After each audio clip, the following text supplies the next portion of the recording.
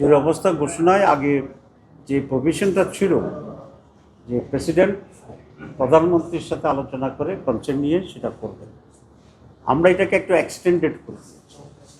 এক্সটেন্ডেডের একটা প্রস্তাব ছিল যে মন্ত্রী পরিষদের কনসেন্ট সহ এটা হবে।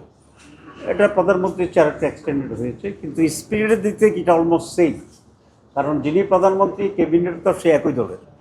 সুতরাং এখানে ফলবল বৃদ্ধি ছাড়া ইন এসেন্স বা স্পিরিটে তেমন কোনো পার্থক্য হবে না।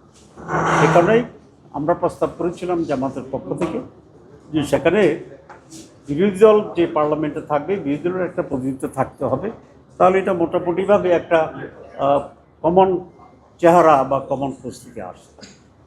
সেখানে আমাদের প্রস্তাব ছিল যে ক্যাবিনেটে প্রধান বিরোধী দলীয় নেতা বা নেত্রী যিনি থাকবেন, যারা স্ট্যাটাস একজন মন্ত্রীর সমান, তিনি সেখানে অন্তর্ভুক্ত থাকবেন।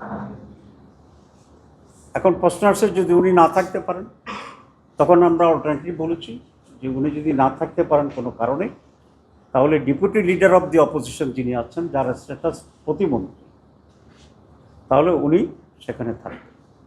তো এতে করে একটা সরকার এবং বিরোধী দলের মাধ্যমে একটা ন্যাশনাল ক্যারেক্টার বা সেই এখানে আসছে। এবং ধন্যবাদ জানাই সব রাজনৈতিক দলগুলোকে, আমরা সকলে এই বিষয়ে ঐকমত্য পোষণ করেছি। 2 নম্বর যেটা ছিল, যুক্তরাষ্ট্রের 1 নম্বর জিম চেইন গোল্ড জিম এখন আবারও বাংলাদেশে। বসুন্ধরা আবাসিক এলাকা ও বসুন্ধরা সিটি শপিং মলে আমাদের দুটো আলোচনা।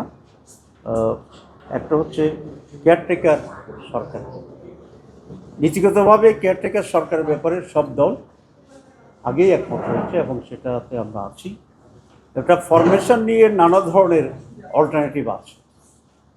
শুরুতেই কমিশন যেটা বলেছিল এবং আমরা বলেছিলাম যে রিটার্নিং চিফ জাস্টিসদের পক্ষ থেকে ক্রনোলজি অনুসারে এটা হতে পারবেন। প্রথম যিনি রিটায়ার করেছেন না পেলে নানা কারণে যে কোনো না হলে তারপরে সেকেন্ড, তারপরে থার্ড, তারপরে ফোর্থে গিয়ে একটা প্রস্তাব আসছিল যে সকল প্রযুক্তমূলক রাজনৈতিক দলগুলোর পক্ষ থেকে হবে। এবং এরপর আরেকটা প্রস্তাব আসছিল, সেটাও যদি ফেল করে তাহলে প্রেসিডেন্ট কেয়ারটেকার সরকারের প্রধান হিসেবে কাজ করবে। আমরা সকলে একমত ছিলাম যে না, প্রেসিডেন্টকে ইনভলভ করা যাবে না, কারণ এর আগে ইয়াজউদ্দিন সাহেবের যে অভিজ্ঞতা আমাদের হয়েছে সেটা খুব বিতের অভিজ্ঞতা ছিল। কিন্তু নতুন করে আজকে কমিশন একটা ভিন্ন প্রস্তাব দিয়েছে, সেটা হচ্ছে যে নির্বাচিত প্রতিনিধির পক্ষ থেকেই এই বিষয়ে একটা কমিটি হবে, যেটা সার্চ কমিটি হিসাবে প্রতীয়মান হবে, গণ্য হবে। সেই সার্চ কমিটি সরকারি দল থেকে 5 জন, বিরোধী দল থেকে 5 জন এবং তৃতীয় বিরোধী দল বা অপোজিশন বাকিদের কাছ থেকে 2 জন, মোট 12 জনের একটা প্রস্তাব দেবে। এটা পাবলিক হবে এবং নানা পক্ষের কথা বলেছে যে সেখানে একটা বিজ্ঞপ্তি হবে, এর ভিতরে ইন্টারভিউ হবে, নানা ইস্যু টেকনিক্যাল আছে, সেটা এত ডিটেলস দিতে না। মূলনীতি হচ্ছে নির্বাচিত প্রতিনিধিরা অলমোস্ট ইকুয়াল নাম্বারে থাকবে। আমরা বলেছি যে কেয়ারটেকার সরকারের সময় আমাদের কনসেপ্টটা হচ্ছে এটা নিরপেক্ষ হবে, সেখানে সরকারি দল বিরোধী দল আর ইস্যু থাকছে না। একটা কেয়ারটেকার সরকার নিরপেক্ষ মানসিকতা থেকেই এটাকে গঠন করতে হবে।